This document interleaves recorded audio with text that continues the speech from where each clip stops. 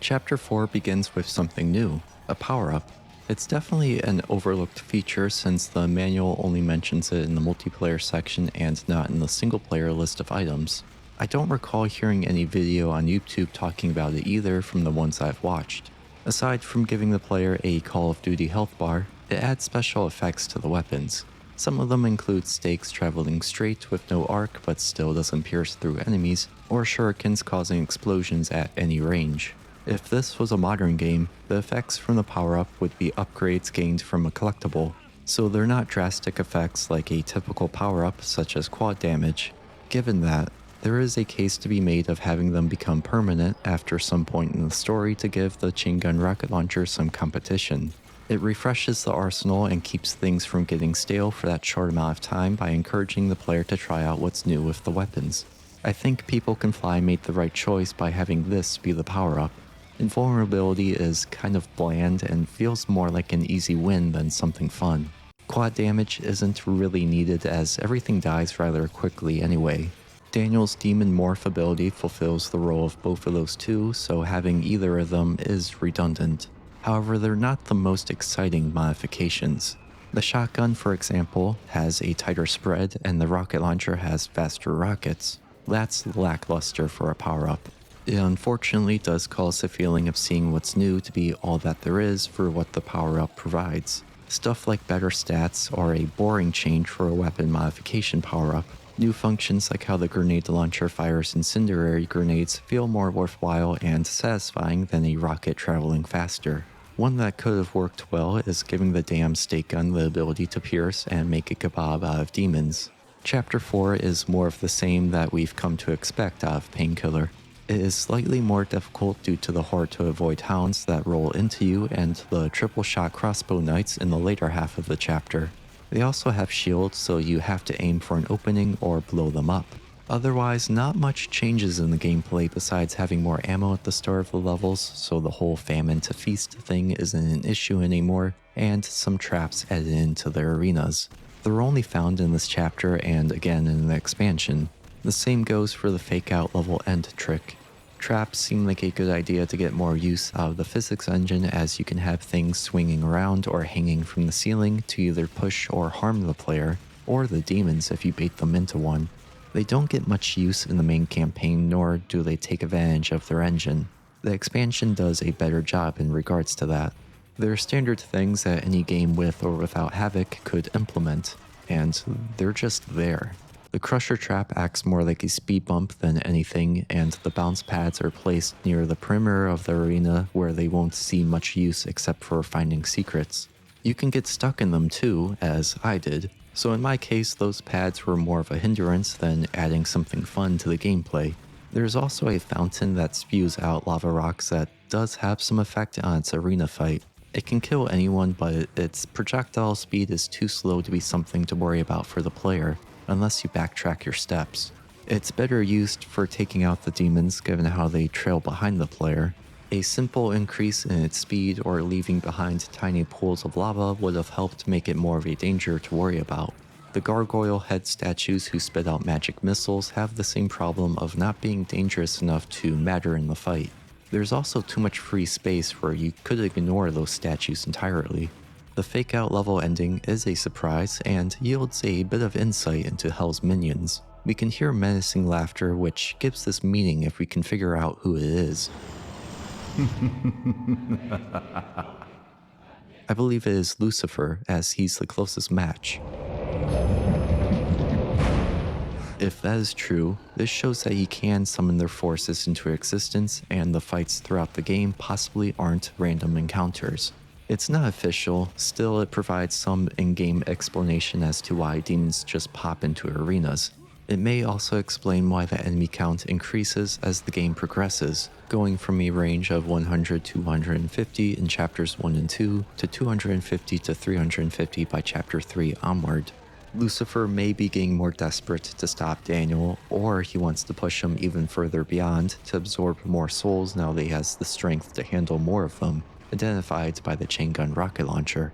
Summoning these demons is assumedly limited to whatever plane of existence they're currently in, so it'll have to be whatever demons are within purgatory, otherwise, the story dug its own grave.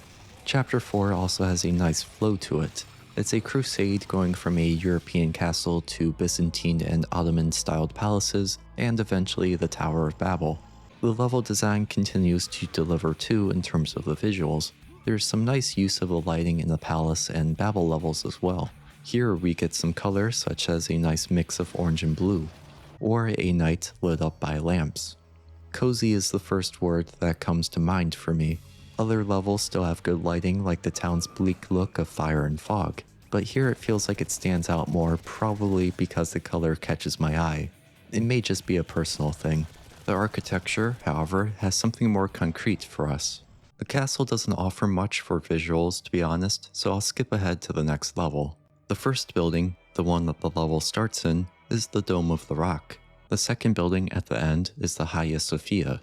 They are beautiful to look at, but there isn't much to dive into despite both of them having significance to Christianity. They were notable subjects of the Crusades, so it at least helps the theme going on here.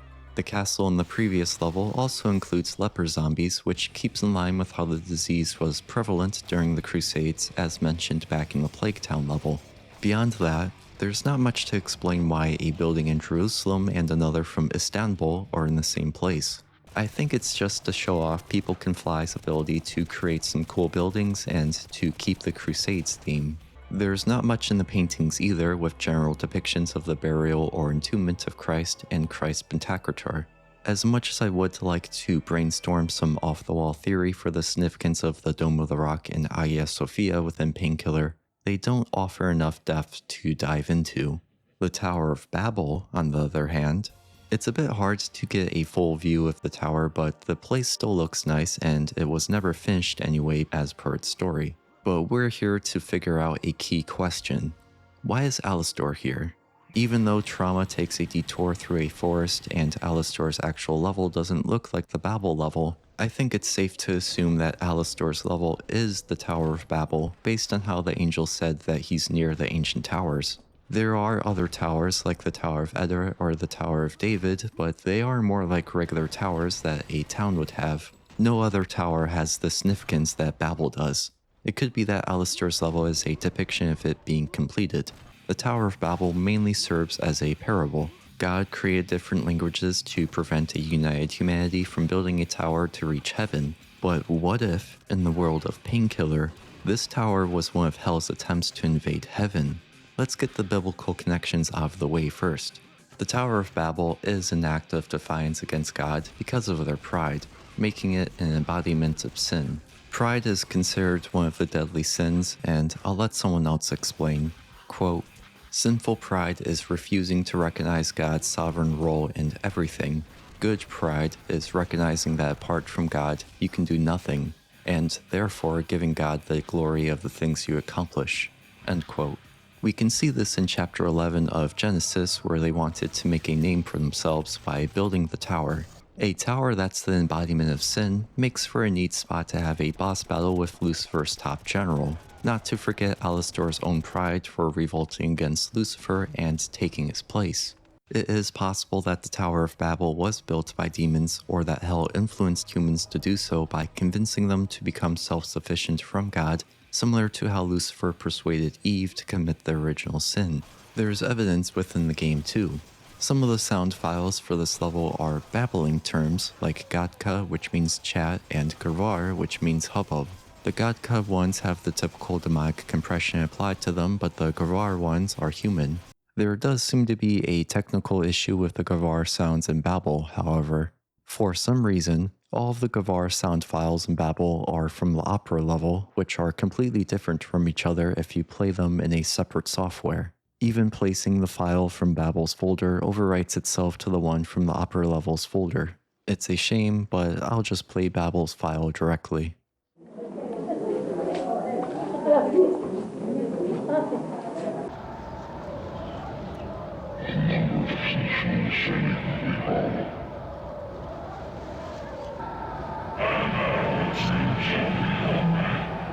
so I think it's more likely that humans built the tower under a demonic influence. There's also the two Kalene demon files, which translates to another demon. These two could just be because the demons have already infiltrated this area in purgatory, but the Godka sound files do have a more compelling case given their battling connotation. Another question remains of how Hell's influence made it to the humans building the tower. The answer may lie in the yellow glowing stone in the heart of the tower. The salt lamp's name in the editor is Kartoffel, which means potato, so no help there. There are two sound files called Zolte Sosh, which stands for yellow thing, and both are found near the rock. I think it's safe to say that they're associated. We have to get into interpretation territory with this to make some sort of conclusion. Taking a listen to the tracks,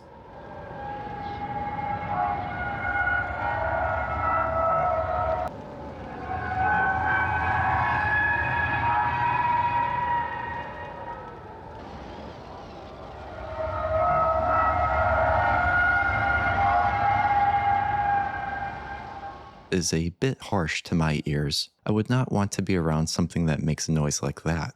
Since the builders placed the stone emitting that noise within the tower that they would have to hear all day, every day, I think it's reasonable to believe that the stone is demonic and the driving force of why this is being constructed, as if it's a hypnotic signal. Maybe the potato will open a portal to hell, or it's a bomb that will cause a rift for hell to push through. It doesn't really matter, besides that it's a method for hell to invade heaven if everything said is true. If we want to extrapolate a bit, it then gives a bit more of a reason as to why God focused on disorganizing humans by creating multiple languages to prevent hell from influencing humans into a unified attack again. Hence why hell is taking a more discreet approach this time by using graves in purgatory as their passageway. Besides the pride, sin, and possible previous attempted invasion, the tower does make for a good spot to get noticed for Alastor. It's supposedly a place that reaches towards heaven, which would set off alarms and lets Daniel know where he is through the angel. Alastor would then get killed and sent back to hell to start his coup, or he kills Daniel and absorbs all the power that he has gathered to become even stronger. He wins either way. While we're at it, who exactly is Alastor? He honestly doesn't have much to say. Within Greek mythology, he's a demon who represents vengeance and the sins of the father being paid by his children. The Bible itself doesn't have anything about him from what I could find. Other than that, Alastor is pretty much what we see within the game. His boss fight, on the other hand, has much more to talk about. Alastor's fight is one of the worst that I've ever seen. Part of that is on me, which I'll explain soon. It seems easy at first.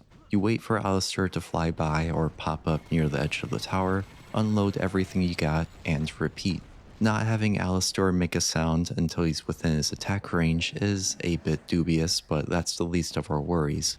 As soon as the second stage reveals itself by either dying from the scripted event because of no sound cue and waiting around for something to happen, or staying out of the middle of the arena, the sheer amount of jank becomes clear. So jank, in fact, that Alastor ragdolls as he dies from his plunge from the sky, only to be revived moments later like nothing happened. And that's if you get to fight him. I've had the game crash from killing him too quickly in the first stage.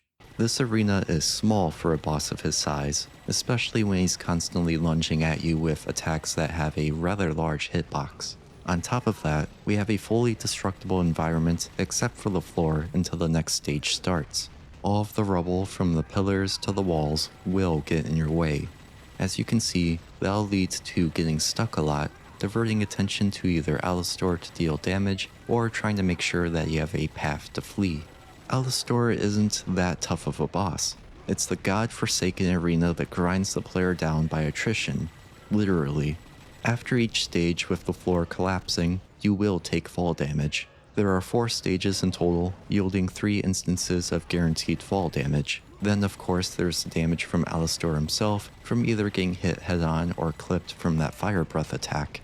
Armor and health is available to pick up within the stages, but that can get covered by the debris. Otherwise, you'll have to get through to the last stage for the rest of the armor and health packs. The damage from falling is no insignificant amount, and it will kill you even if you don't take any damage from Alastor. That is a guarantee, as I'll show with the final drop.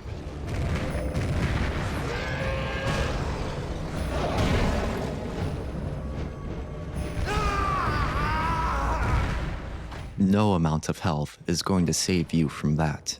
I have no idea what the developers were intending or thinking with this fight as a whole, but luckily there are two ways to minimize the amount of fall damage taken.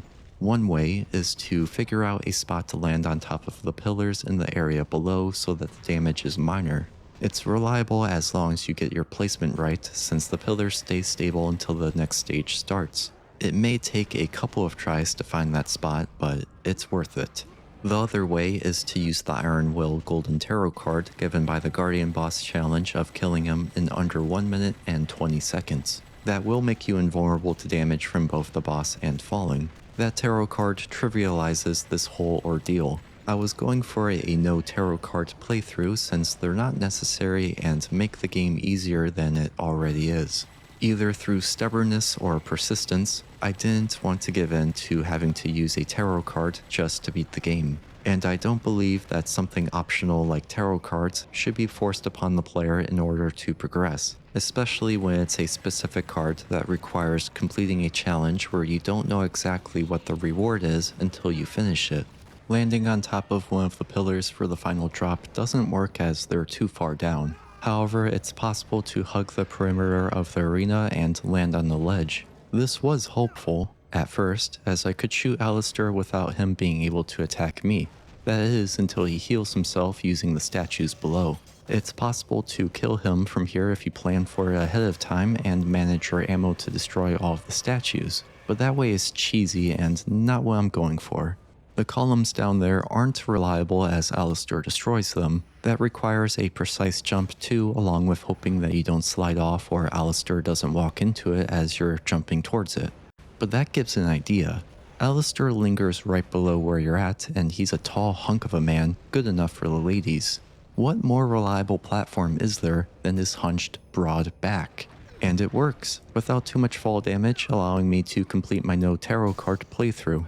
I don't know how the developers expected players to live through the fall without the Iron Will Tarot card or really any of the falls or obstructive rubble littering the arena. It doesn't come off as well thought out. Thankfully, they were nice enough to put stockpiles of supplies in the last part to make it a breeze. With Alastor's defeat, Eve arrives warning that Lucifer could be close by. Asmodeus then shows up and says, "Your first friend in Purgatory wasn't Asmodeus, it was me, Lucifer," and turns into his true form. He also reveals that he's the one who has been digging the graves.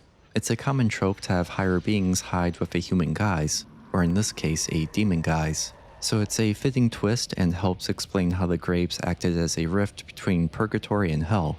God of War did the same thing a year later with its Gravedigger character too. I've already discussed some parts of this cutscene earlier in terms of Lucifer. I only want to add on his line about not wanting to reveal his true identity to Daniel. I'd like to imagine that Lucifer enjoyed his friendship with Daniel. It's not like he'd have any friends in hell considering Alastor's tension and later uprising against him. The devil was an angel too, so he would still have emotions as shown from his pride that got him cast out of heaven in the first place. It may explain why he was envious of Adam and takes Eve here in this cutscene because Adam got more friendship and God's love while he's stuck in hell where it's hard to trust anyone. The angel appears, congratulates Daniel, and offers to take him to heaven, but Daniel refuses and wants to finish the job of killing Lucifer and saving Eve, even at the cost of never being able to leave hell and being with Catherine again. It's during Daniel's scolding that we finally, at the end of the second to last chapter, learn of this angel's name, Samael. That had to be an oversight, right? It's right in the middle of dialogue too, so it could be easily missed by the player. No other cutscene mentions his name except for this moment, and we won't see him again until Painkiller Overdose. Regardless, Daniel does bring up some good points about needing to finish off Lucifer, or else he'll just raise another army and drag Daniel back into the war. Daniel is then off to hell to finish the fight. Now that we know his name, who exactly is Samael? Samael comes from Judaism as the angel of death, quite a fitting role, and as Satan during the temptation of Eve to commit the original sin. The Jewish belief of Satan is different from Christianity. They believe that Satan is more like a concept, either as an agent or force of God, to test one's faith. It's not an entity that opposes God. Samael tends to fill that role, such as the cases of Eve in the Garden of Eden and Abraham in the Binding of Isaac story. As we've seen throughout the game, Samael doesn't fit the role of Satan as it takes the more Christian interpretation, but he still fits the angel of death aspect since he serves as the overseer of Daniel's entry into heaven. God would still serve as the adjudicator of that decision, however, although he may still satisfy the Jewish interpretation of Satan since this whole campaign has been a test for Daniel to prove his purity with Samael as his guide. Hence why he would be willing to give Daniel a potion to absorb demon souls to see if he will maintain his faith or succumb to the demonic corruption. We won't see Samael's part play out in whatever people can fly originally intended, because they only developed this game and its expansion, Battle Out of Hell. Everything else afterwards were made by different studios and brought their own interpretation of the story under the supervision of the publisher Dreamcatcher Interactive. Despite all of that, we will see Samael's more devilish side in Painkiller Overdose. Before moving on to Chapter 5, I would like to take a detour to discuss the trauma difficulty since the next chapter is only accessible on the lower ones. The changes from Nightmare to Trauma are mainly omissions, like not being able to collect souls or quick save. Depending on how good you are at the game, both playthroughs may feel similar. Overall, Trauma is more of an endurance test of making your health last until the next level. There's usually a non-secret health pack somewhere in a level to replenish it. Knowing where some of the secrets are from the previous playthrough helps too, making them more worthwhile to seek out. Plus, the tarot cards collected from the Nightmare run help negate the changes made in Trauma. The Making of movie tells why they implemented tarot cards into the game. W grze pojawił się taki instrument, którego nazywamy czarnym tarotem, za pomocą którego gracz potrafi, rozdając karty i prosząc demony o przysługi, potrafi w czasie gry wykorzystać dodatkowe moce, tak jak spowolnienie czasu czy też nieśmiertelność. I dodaliśmy to z dwóch powodów. Pierwszy jest dość oczywisty, czyli po to, żeby gra była ciekawsza, żeby gracz wspominał przy tym, żeby czuł się zawsze jako superbohater, który potrafi powstrzymywać czas. Jest to po prostu bardziej interesujące, ciekawsze dla gracza i jest tam mgiełka tajemnicy z tym związana. They had a goal of making the game more interesting through the cards, but a lot of them are just stat buffs. Let's start with the golden ones. Golden cards are active abilities, and they are kind of a disappointment. Like with any special limited use items in games, the golden cards do tend to get put off until you really need them, which usually doesn't happen. They're also an all or nothing thing where you have to activate all of the ones that you have equipped. You can't pick and choose which ones go into effect. They can be summed up as power-ups that allow you to deal more damage, take less damage, or move faster. Then there's also an outlier card that makes enemies confused. That one makes them stumble around and attack each other. I appreciate that it's something different than the rest, but it's a gimmick card that most people will use once to see what it does, then never again. Although I think if the goal was to make the gameplay more interesting, then some gimmick cards are necessary. A low gravity one to have demons fly across the arena more easily could have been fun. Right now, the golden cards are rather bland and don't lean in on this game's specific mechanics. You could take these cards and implement them in another game without any compatibility issues, yet they do have some good ones in the expansion, such as allowing you to manually morph into a demon or activate the weapon modifier power-up. Silver cards are passive bonuses allowing you to set and forget without having to gauge when to use it. Almost all of them are numerical changes, so they're not going to drastically change the combat. It's not the most creative, but it's fine for a passive thing. Another problem that the tarot cards have is that some of them are just outright better versions of one another, so that shrinks the pool of usable ones. For example, the Haste Golden cards. There's 3 of them dedicated to making the world move slower, with each sequential one doubling the multiplier. This feels like a waste considering that there's only 12 golden cards, with Haste taking up a quarter of them. Some cards come in at inopportune times too, like the Soul Redeemer card. That one is given at the penultimate level and there are no souls to collect in the finale. There are also no souls at all from the demons if you continue on to the trauma difficulty. It makes more sense if this wasn't the Black Edition and Nightmare was locked off at first, but now that's no longer the case. Overall, I don't think the tarot cards do enough to achieve what People Can Fly were aiming for. The best that the cards will do is make the fights easier and quicker. If you enjoy pummeling enemies and breaking their ankles on the court, then these tarot cards are for you. I'd rather have new toys to play with or things that reinvent what is already given into something that's different. Making the game easier is kind of boring. So what about the challenges required to get the tarot cards? Are they fun or interesting? Not really, in my opinion. I'm not the type of person to go for collectibles, which is what most of the challenges are. Collect all holy items, destroy all objects, stuff like that. Others are fine, like killing a boss within a certain amount of time or keeping your health above 50. I think those are a bit more interesting because it's something that you have to accomplish within combat. Trying to find the last box to break apart like playing hide and seek just feels tedious to me. The new content of Trauma, the forest level, isn't anything special either. It's just a few arenas in succession topped off with a mini boss fight. They're filled with vamps, armless skeletons, and witches flying in like jets. I would not say that it's worth going through the campaign again just to play this. The same goes for the new cutscene. The canonicity of the Trauma ending has already been discussed. Still, I will admit that it is odd that Daniel was offered to enter heaven in the non-trauma path when he has been absorbing demon souls. You'd think that his soul would be tainted and still requires purification before entering heaven. Maybe fulfilling his contract is good enough, or heaven is just an elitist club where they decide who enters. We never see Eve get captured in Trauma, so it is possible that never occurred to have Daniel make a choice in the first place. Maybe Daniel would still pursue Lucifer in Trauma if it happened. It's hard to tell, since the only thing that changes with the cutscenes is Trauma's final one, which replaces the regular Chapter 4's cutscene. In it, no words are spoken. Daniel walks through heaven with melodramatic flashbacks of the bosses fading in and out. He reaches Catherine, and that's it. I will say that it's cool that heaven allows you to bring your shotgun with you.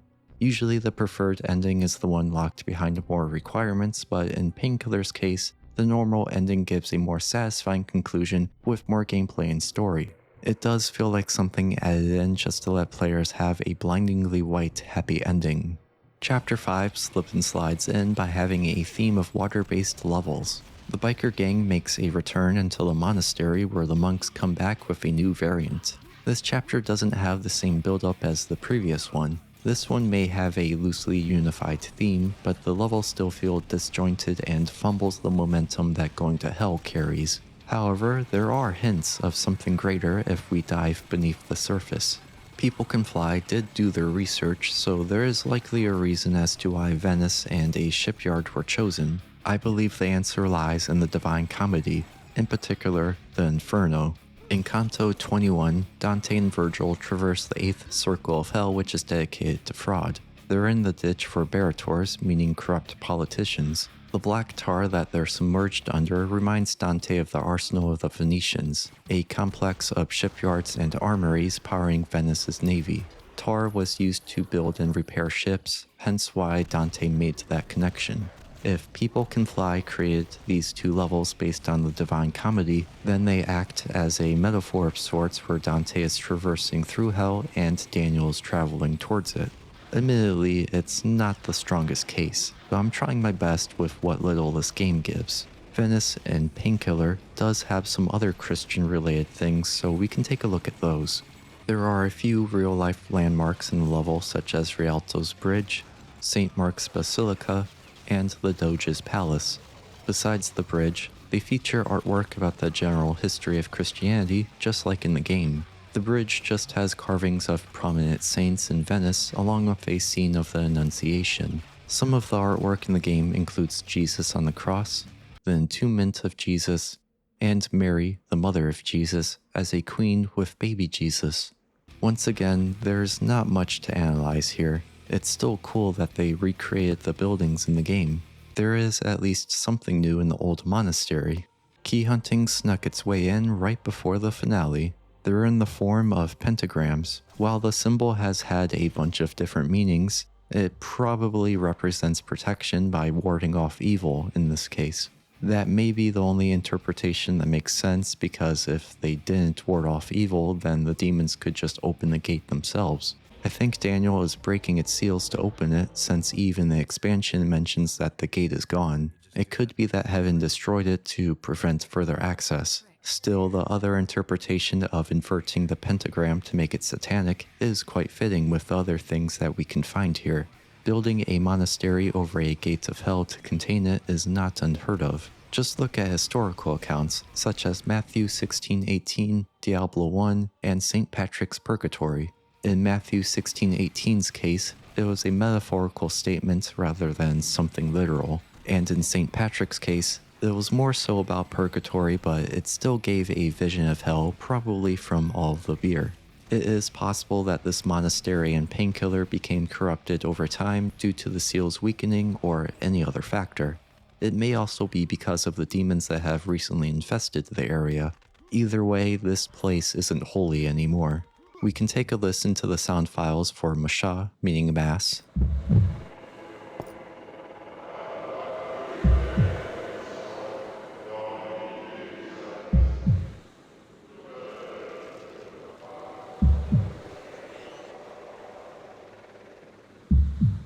and Shonitsa, meaning baptism.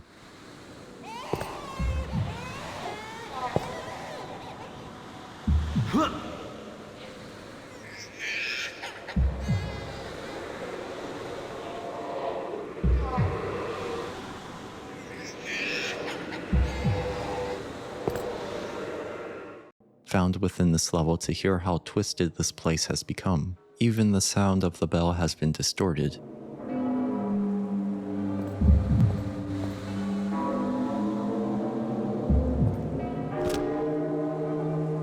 There is also the person hanging out by the church. Either somebody hanged them or they hanged themselves, both of which are considered a sin under the 6th commandment. Having that be right next to a monastery is very odd, unless this place was defiled. It's ironic having it be over graves too, like the demons put the person there, possibly someone protecting the gate, as a warning to others. The corpse is rotted, so the demons have been here a while. It may also be that the person went mad from the demonic whispers heard here, like so.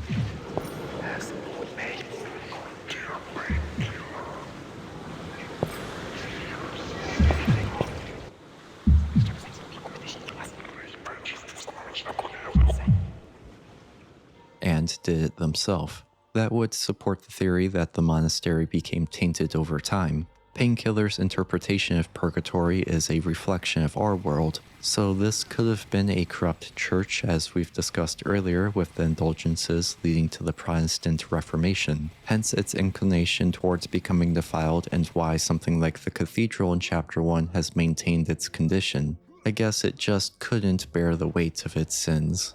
Regardless of whatever happened here, I think the sounds found here once again demonstrates how People Can Fly had a good opportunity to really hone in on the horror of Painkiller. They unfortunately left it in the background and instead brought the music to the forefront. Most of the soundtrack is metal with some outliers here and there, such as the song used for the town level and the peaceful track for the palace. It certainly doesn't meld well with the spooky ambience that the game has, but it does go well with the player being the terror against the demons, as previously stated in their making of movie. They did have some help from a Polish band called Mech for their headliner song heard in the credits and promotional material. The tracks contain a lot of repetitive riffs with some good parts that stand out.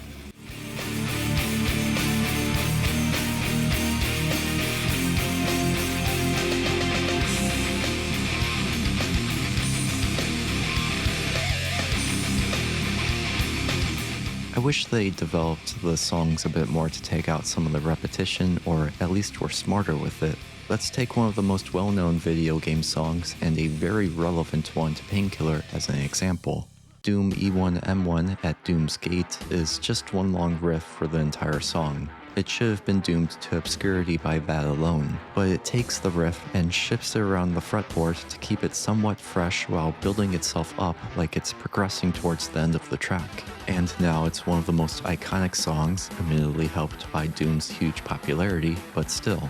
Painkiller's tracks feel rather stale in comparison because the riffs don't leave their starting point. The whole soundtrack is like this, so it's not limited to a few songs, and it's not the ambient songs or ones that play during peaceful times that are the issue where repetition is more okay. It's the battle tracks where the intensity is high and bullets are flying. Having the same notes play on repeat with no variation for a while kills the mood for wanting to shred through demons. As an example, Painkiller's low-key track almost accomplishes what At Doom's Gate does by building upon a riff to keep it interesting. But then it just gives up halfway through and repeats what it did for the first half of the song. It's like one song that is about a minute long, extended by just playing the song again to make it 2 minutes. Painkiller's music is not bad, but it could be better. It feels like disappointment where I hear some good stuff in there, so they have the talent to do it, but they just didn't give it their all or didn't have the resources to do so. I want them to be better. The best real-world example that I can compare Painkiller's soundtrack to is Pantera. Catchy, repeated guitar riffs that I don't mind listening to, but it wouldn't be my preferred choice. Of course, Pantera has more freedom to do better by not being tied down to a video game soundtrack and the limitations that can impose. Maybe this is just one big preference thing, as I usually do see praise for Painkiller's music, and that does mean that they did something right regardless of my opinion. The same can be said about At Doom's Gate. Just because it's iconic and popular doesn't necessarily mean that it's a good song to everyone. It would be weird if that wasn't true. On the other hand, I do think that the sound effects are good aside from a couple of issues. The crunch, the boom, and the splatter. The hallmarks of a first-person shooter are there and done well. And as I've shown, there are meanings within those sound effects that are hidden away in the levels. So there's more to it than just satisfying sounds. Since the ambience has already been talked about, let's see what the guns and demons have to offer. Nothing sounded weak for the guns, and I like the stake gun's reload sound. Even the demons' attacks sound good, but I'll come back to them in a bit. I also appreciate the detail of how the stake gun produces different sounds depending on how the enemy dies. Killing a monster with a stake does the usual stake shooting out and then the reload sound effects, but if you pin them to a wall, then it produces a more visceral puncture sound. And if you make them jib, then there's the squishy sound added along with the usual that it makes. The jibbing sound is universal for any gun too. I know this is basic, every game should have this detail stuff, yet I think it's important to slow down and realize these details since the gameplay by nature encourages fast-paced action, leaving these fine details to go unnoticed or taken for granted. If those sound effects were taken out, then a lot of the impact of the combat is gone. I feel that way with the enemies sometimes. They seem a bit too silent if they're not attacking. Take the kamikaze zombie as an example. He doesn't make that much noise until he's right on top of you when it's too late to prevent getting blown up. This also means that it's hard to hear if an enemy is behind you. That isn't much of a problem in Painkiller since they all usually stay in your line of sight. Still, it's something missing from the sound design. This isn't to say that the sound isn't there at all. Enemies do have footstep sound effects as evident in their sound files labeled as croak, meaning step.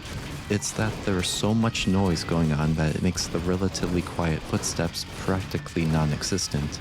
Not all of the demons make noise outside of their main functions like attacks and deaths, so they just walk towards you in silence like the monks here. With how many different enemies they made, it is possible that some quality was cut as a compromise. Since I've already talked about Hell being a depiction of war during the ambience discussion, I would like to instead focus on the gameplay found here. It's a bit confusing at first. You have to kill 66 demon ghosts. Unless you want to grab supplies, secrets, or explore the different battlefields, you can stay within the starting point of a level 2. You won't need any ammo for the fight against Lucifer since you'll be in demon mode, but before going into the actual fight, one big question remains. Why in hell are the demons ghosts and not, demons? I can't think of anything theological or spiritual outside of the game that could explain this, so we'll have to look within it to find an answer or at least a theory.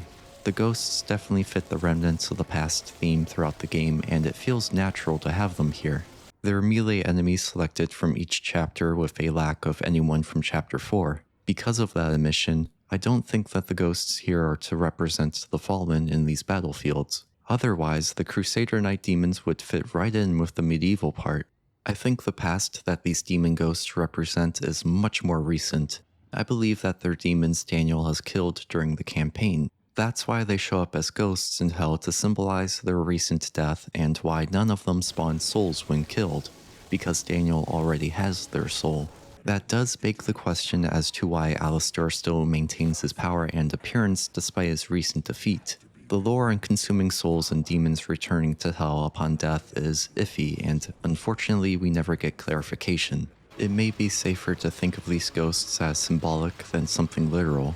Hell is a prime source of corruption, so it wouldn't be unreasonable to imagine that Daniel would hallucinate here, especially since killing 66 of these ghosts morphs Daniel into a demon as if they're stirring the rage within him.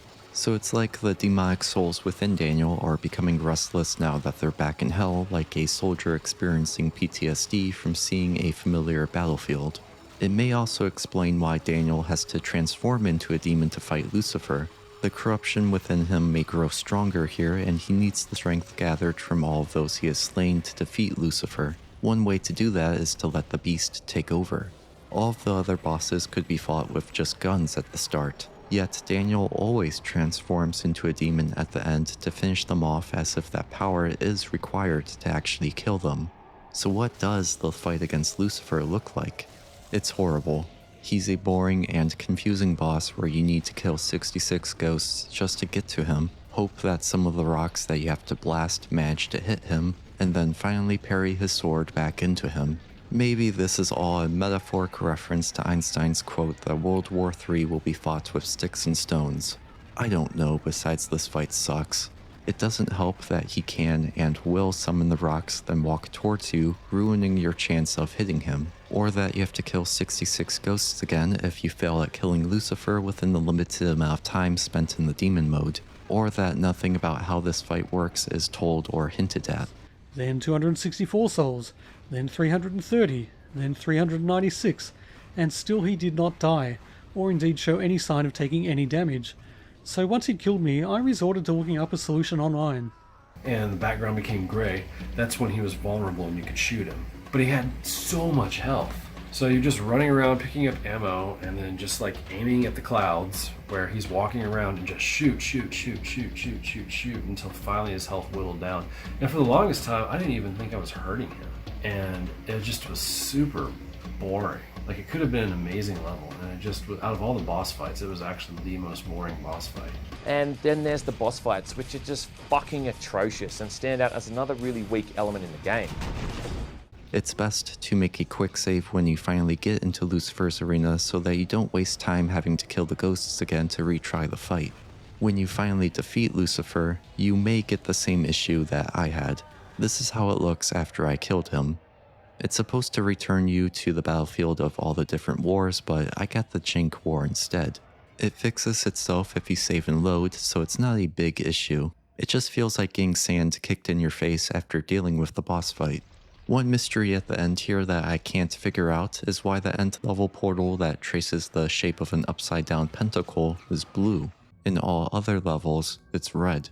This is the only boss level that has an end level portal. It's larger than all of the other portals, and the chanting doesn't play. The only two changes that have occurred that could have provoked this change are that Daniel is currently in Hell and Lucifer is now dead. The only other blue portal is the one that Eve creates in the expansion's first cutscene, but that doesn't have a pentacle and it comes later in the order of events. One clue that may help is Daniel's scroll or the map that he uses to navigate, given to him by Samael. That's the only other thing that shows an upside down pentacle throughout the game. I would like to say that maybe Daniel originally was supposed to escape Hell with Samael opening the way, hence why it's blue. But that doesn't explain why the others are red or him saying that there's no way out of Hell back in Chapter 4. It could just be a game thing of signifying the end of the campaign and nothing beyond that. But I can't help but think that there is more to it. Maybe it just leads to where Eve was kept, since the cutscene right after shows a more typical portrayal of Hell and Eve laying on the ground. Lucifer is a tall, fallen angel, so that may explain the portal's size and how it could be blue. He knew Daniel would protect her, so if he's going to die, he might as well save the one he's infatuated with. It's not the most watertight possibility, but it's something to think about. Within the making of movie, they mention how the story of Painkiller is linked to an old myth as to why Lucifer was cast out of heaven. Nie skupia się na tym, dlaczego bohater jest tam, gdzie jest, ale jeżeli ktoś biblijne mity o strąceniu Lucyfera, o pierwszym człowieku, o tym, dlaczego Lucyfer został strącony do piekła, to wszystko jest jakaś nasza interpretacja tej historii. Mnóstwo tego typu historii i jedną z nich trochę sobie przerobiliśmy i wykorzystaliśmy. Unfortunately, Adrian does not mention what story related to hell that they altered and used, but there's really only one that fits the description anyway.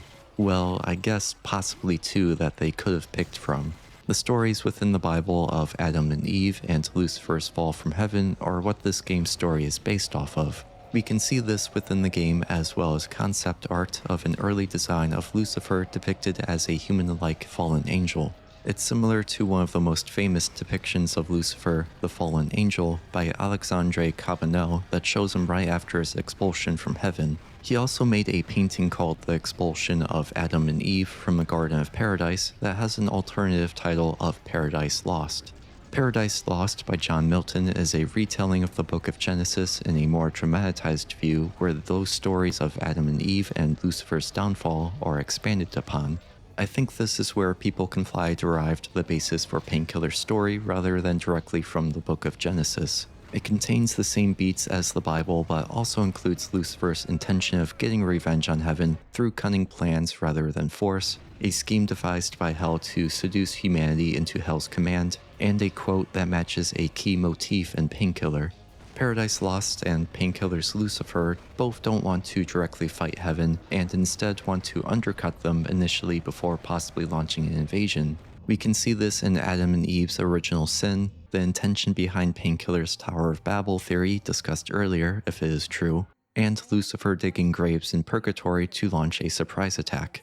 Alastor may talk a big game about being able to invade heaven whenever they wanted to, but Daniel mentions how demons are cowards and will want a back door to escape to if things don't go their way in the expansion's first cutscene. Finally, the quote in Paradise Lost is, "It's better to reign in hell than to serve in heaven." That quote demonstrates the ruler of hell's turnover from Lucifer to Alastor and why Eve would want to take over.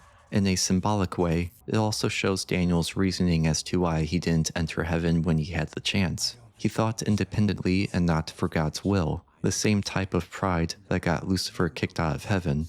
I've pretty much discussed the final cutscene of the main campaign with all of the other topics.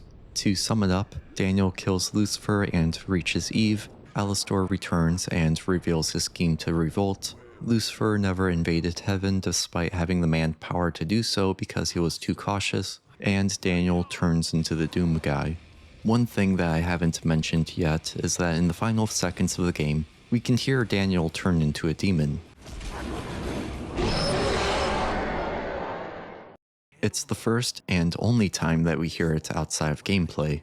After everything else that was discussed, I think it's safe to say that Daniel is not the same as he was in the beginning. Despite that, it doesn't seem like he succumbs to it. It's just something that flares up and influences his decisions, but not something that changes his personal morals, just like what anger does. Maybe it's too soon to see, but for right now, it's just a tool for him like any other protagonist filled with rage. Daniel has bigger problems to deal with anyway, like battling out of hell.